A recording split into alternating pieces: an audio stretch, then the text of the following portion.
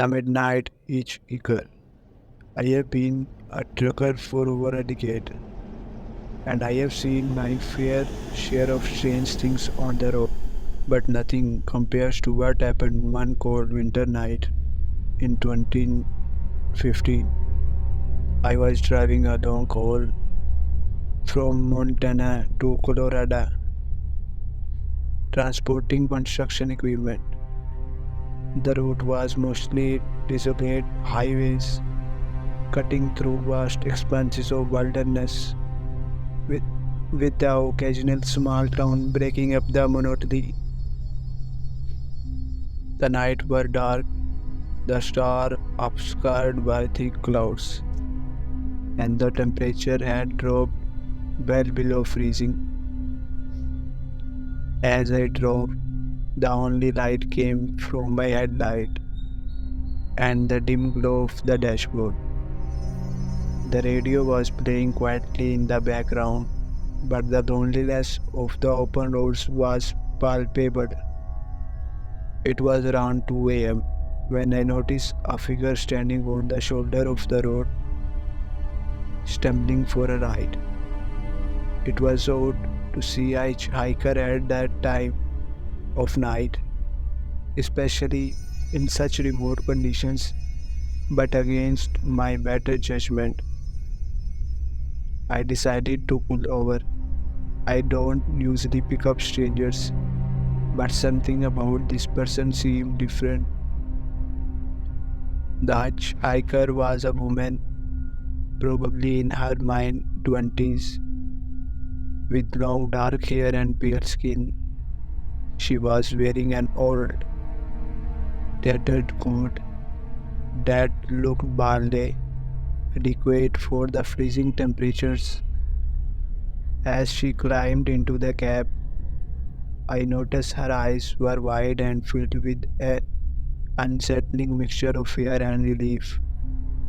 She thanked me repeatedly for stopping and told me her name was Sarah. She claimed her car had broken down a few miles back and she did not been walking for hours, hoping someone would stop.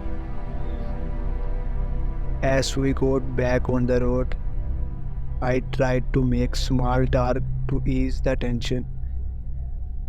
She seemed distant, her responses short and distracted. Her gaze kept flicking to the side mirror, and I could see her hands trembling. When I asked her where she was headed, she hesitated before saying she needed to get to Denver.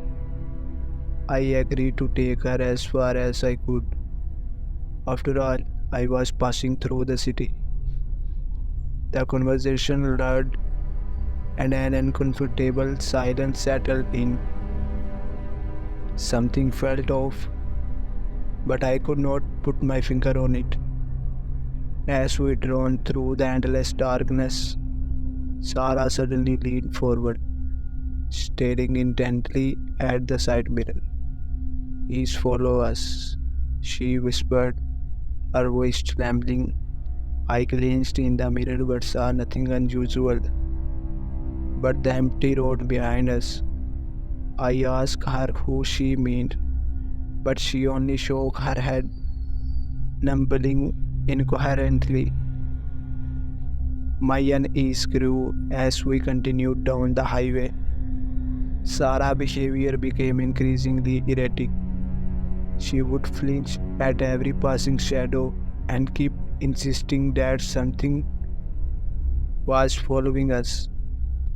Thought I never saw a single car. Her paranoia was contagious, and I found myself checking the mirrors more frequently, half expecting to see headlights appear out of nowhere. At one point, she suddenly shouted, "There, did you see him?" I slammed on the brakes, causing the truck to skid slightly on the icy road. My heart was pounding as I looked around, But again, there was nothing. Sarah was hyperventilating, clutching her chest. I tried to calm her down, reassuring her that there was no one there. But she just kept shaking her head, tears streaming down her face. I was starting to repeat, picking her up. Her panic was unsettling, and I could not shake the feeling that there was something she was not telling me. I decided it was best to find a rest, stop, and get her some help. We drove in silence for another half hour before I spotted a small, dimly lit rest area. I pulled in and parked near the entrance, relieved to see a few other trucks parked there. Sarah refused to get out of the truck, insisting that it was not safe outside. She kept muttering about him being out there watching. I was at a loss of what to do, just as I was about to suggest calling the police. A shadow passed by the window, startling both of us. Sarah let out a blood-curdling scream, scampering to the far side of the cab. I turned to see what had frightened her, but again there was nothing. I decided to get out and take a look around. As I stepped out the truck, the cold air hit me like a wall. I walked around the truck, flashlight in hand, but saw nothing unusual. The other trucks were parked, their drivers likely asleep.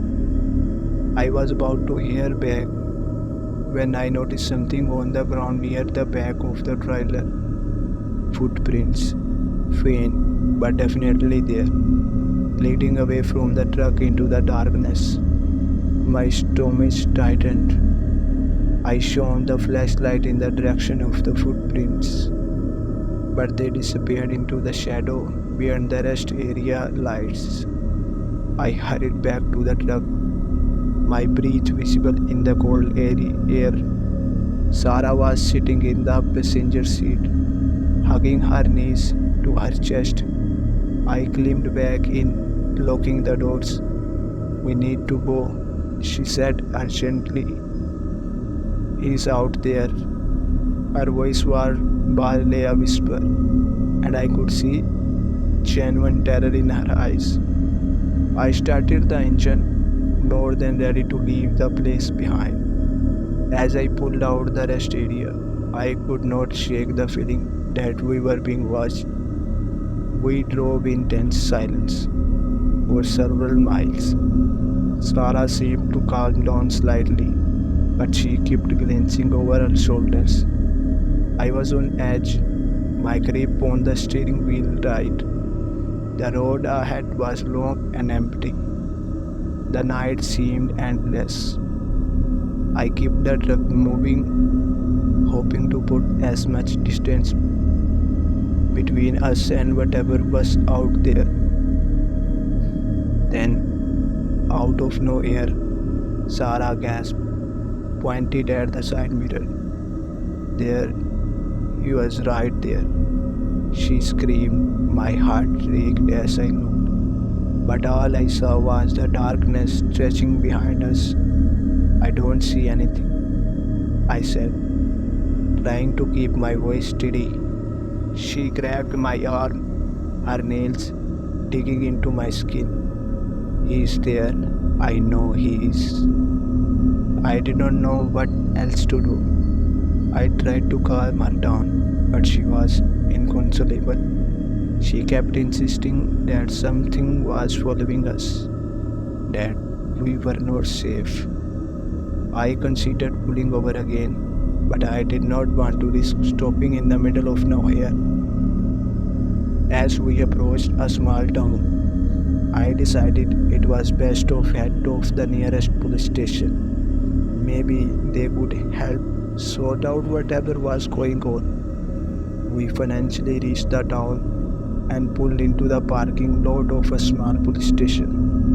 I told Sarah to wait in the truck while I went inside to get help. As I spoke with the officer at the front desk, explaining the situation, I noticed Sarah watching us from the cab. She looked pale and exhausted, but there was a glimmer of hope in her eyes. The officer agreed to speak with her and maybe get her some medical attention. I led him back to the truck, but when we reached it, Sarah was gone. The passenger door was wide open and the seat was empty. I looked around, calling her name, but there was no response. The officer died for backups, and we searched the area, but there was no sign of her. The officers questioned me for a while, trying to piece together what had happened. I told them everything, from picking her up to the strange things she said. They assured me they look into it, but there was not much more they could do. I was left standing there, bewildered and shaken. I never saw Sarah again. The police never found any record of a missing person matching her description, and they could not find any trace of her or any more following us that night. I continued my journey, haunted by the events of the nights. I could not shake the feelings that something or someone had been out there watching us. To this day, I wondered who Sarah was and what she was running from. The memory of her terrified face and the mysterious footprints in the snow still haunt me. I'll be picked up a lot of hitchhikers over the years, but I never experienced anything like that night. I left me with more questions than answers, and a lingering sense of unease every time I drive through a dark, empty stretch of highway.